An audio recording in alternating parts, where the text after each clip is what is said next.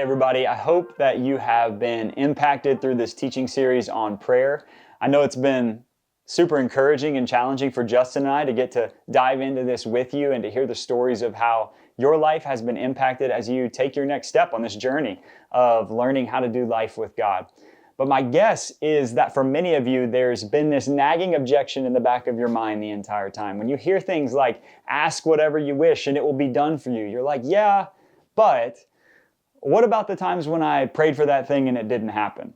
And maybe there's a very specific example that comes to mind. Let me be very clear. I'm not going to answer all your questions about unanswered prayer in the next 10 minutes.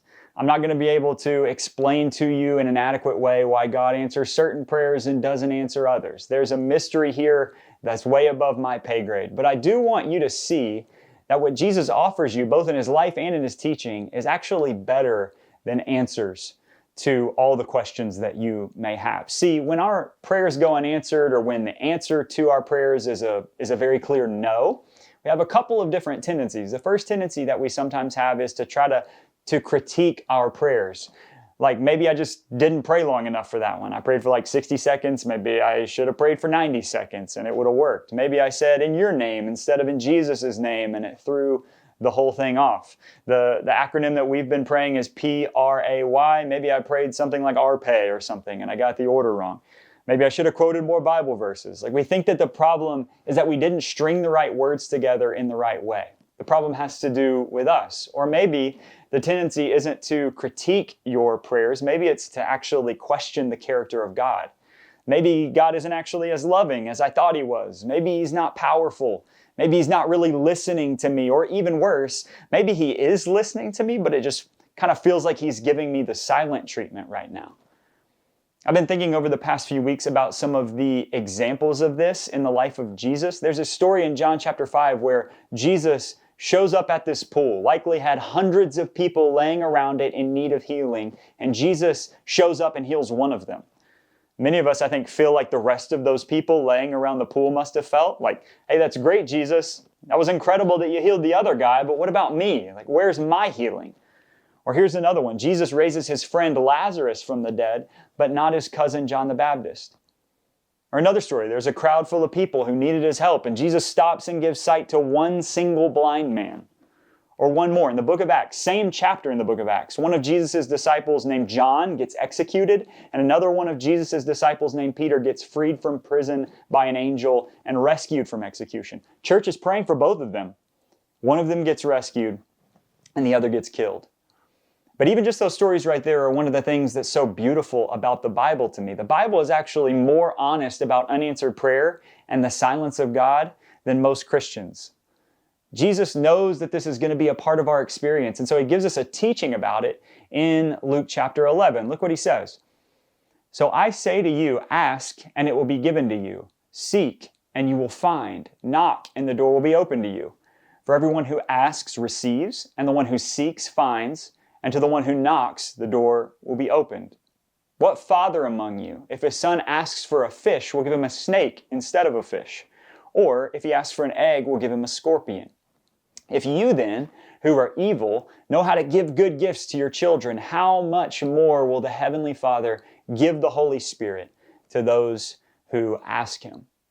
Now, at first glance, you might read that passage and think that it's another one of these promises that we've talked about over the past few weeks that feels too good to be true. Like, it feels like it doesn't necessarily line up with your experience, because on the surface, it seems like what it's saying is that you can ask, and as soon as you ask, you're going to get what you ask for.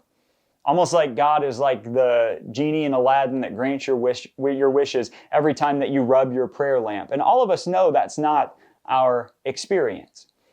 But here's what's interesting. Those three words, the three commands, ask, seek, and knock, if you read them in the original Greek of the New Testament, they are in the imperfect imperative tense. I can't see your reaction right now, but I'm sure everyone is on the edge of their seat.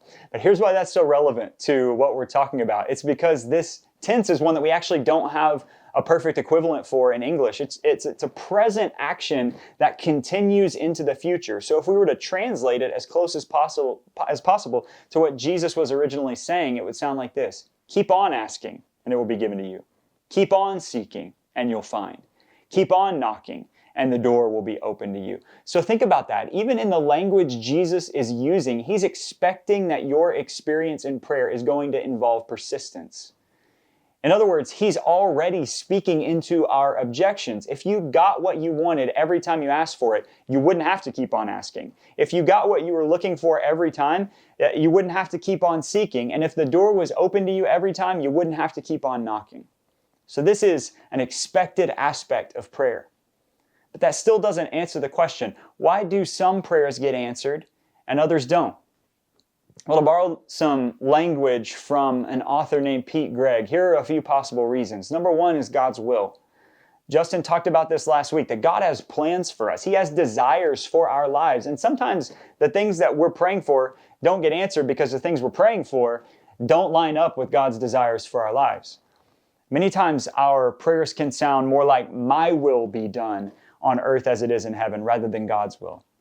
The second reason is God's war. The Bible is actually really clear that this world is contested space, that God has an enemy who's at war with him to try to steal, kill, and destroy the abundant life that God has for his people. When Jesus comes up against the brokenness of this world, oftentimes he does get angry, but he doesn't get angry with God. He gets angry with the character in God's story who's bent on bringing death and destruction into God's good world. And the third reason is God's wisdom. Listen to Psalm 147, verse 4. He counts the number of the stars. He gives names to all of them. NASA estimates that there could be up to 1 septillion stars in the universe, one with 24 zeros after it. And God knows the number and name of each one. So don't you think it's possible that he might be able to see some stuff that you can't see? Or the way Jesus says it in the teaching in Luke 11, if a son asks his father for a fish, he's not going to give him a snake. But if that's true, then it's also true that when you ask for a snake, when you ask for something that's going to harm you, he's not going to give it to you. And the fact that he's our Father in heaven, like we've said several times already as we've looked at the Lord's Prayer, that means that he loves to give good gifts, and he's also after something better and deeper than good gifts.